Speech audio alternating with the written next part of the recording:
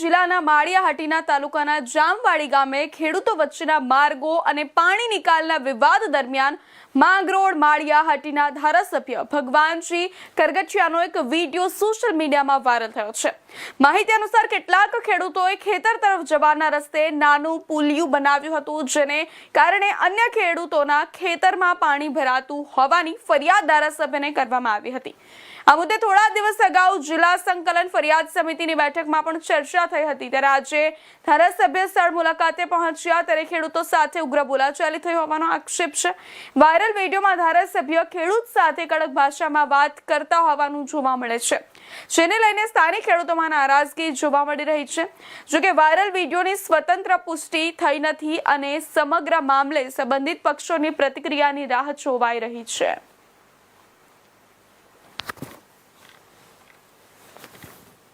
હું આપણો દીકરો આપણો ભાઈ ખેડૂત પિયુષ પરમાર આજે હું જામવાડી ગામે છું। ત્યાં આજથી ને 5 વર્ષ પહેલા એક પુલ બનાવવામાં આવ્યું છે। ખેડૂતોએ પોતાના સ્વખર્ચે પુલ બનાવ્યું છે, પોતાની માલિકીમાં બનાવ્યું છે, પણ ભાજપના ગુંડા તત્વો દ્વારા ખોટી અરજી કરવામાં આવી છે। અને મને દુઃખ સાથે આજે કહેવું પડે છે કે માનનીય ધારાસભ્ય મહોદય એમને સાથ સહકાર આપી રહ્યા છે। આ પુલને કારણે અત્યાર સુધીમાં એક પણ ખેડૂતને 1 રૂપિયાની પણ નુકસાની નથી થઈ। જ્યારે આ પુલિયું જે બન્યું છે એમાં 29 ખેડૂતોને જવાનો રસ્તો છે। એ 29 ખેડૂતોએ લેખિતમાં આપ્યું છે કે આ પુલને કારણે કોઈના ખેતરમાં પાણી જાય, નુકસાન થાય તો તમામ જવાબદારી અમારી છે। 5 વર્ષ થઈ ગયા છે। પહેલી સિઝનમાં વરસાદ પડ્યો ત્યારે સમગ્ર પંથકમાં 100 ઇંચ વરસાદ પડ્યો હતો।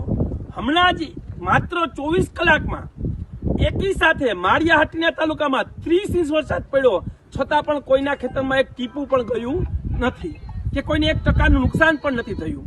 પરંતુ આ પુલ હુકમે તોડવો છે? આ પુલ હું જ્યારે તાલુકા પંચાયતનો સદસ્ય હતો તે મારા ઘરને પૈસે આ પુલ બનાવ્યો હતો। ઈ પેટમાં ભાજપવાળાને દુખે છે। ધારાસભ્ય શ્રી આજે આ સ્થળ ઉપર મોજૂદ હતા અને હું ખુદ પણ મોજૂદ હતો ત્યારે ન શબ્દ બોલવાના શબ્દો બોલ્યા છે, ખેડૂતોને ગાયડું બોલ્યા છે। આજે એ પદ ઉપર છે, પણ હું ધારાસભ્યશ્રીને કહેવા માંગુ છું કે આ લોકોએ તમને ચૂંટીને મોકલ્યા છે, એની ગરિમા જાળવવી તમારો નૈતિક અધિકાર છે અને તમારી નૈતિક ફરજ પણ છે।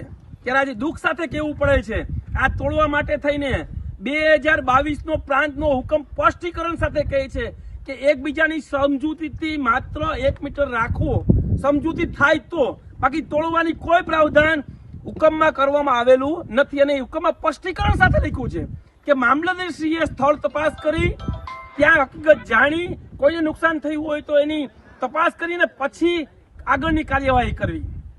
જ્યારે 2021માં મામલતદારશ્રીએ સ્થળ તપાસ કરી, થોડો ઘણો એને અવરોધ લાગ્યો, એ થોડો ઘણો પુલે તોડ નાખ્યો, છતાં પણ આ ભાજપના નેતાઓ ગુંડાગર્દી પર ઉતરી ગયા છે। ખેડૂતોને હેરાન અને પરેશાન કરવા સિવાય કંઈ કરતા નથી। હું ધારાસભ્ય શ્રીને કહેવા માંગુ છું કે તમે પુલ બનાવી તો નથી દેતા, પણ તમે પુલ તોડાવો છો માથે રહીને। આ ક્યાંનો ન્યાય છે? સત્તા છે એટલે મન ફાવે એવા વર્તનો કરશો?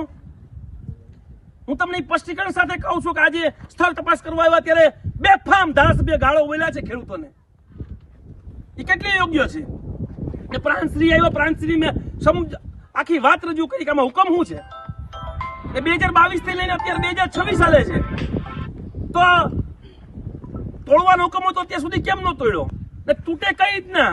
કોઈને અવરોધ થતું હોય તો તૂટે પુલ, અને પોતાની માલિકીની જગ્યામાં છે, કોઈની પેશકદીની જગ્યા નથી, જાહેર જગ્યામાં નથી, પોતાની માલિકીની જગ્યામાં પોતાના ખેડૂતોને જવા માટે પુલ ન બનાવો, આ તો ક્યાંનો ન્યાય છે?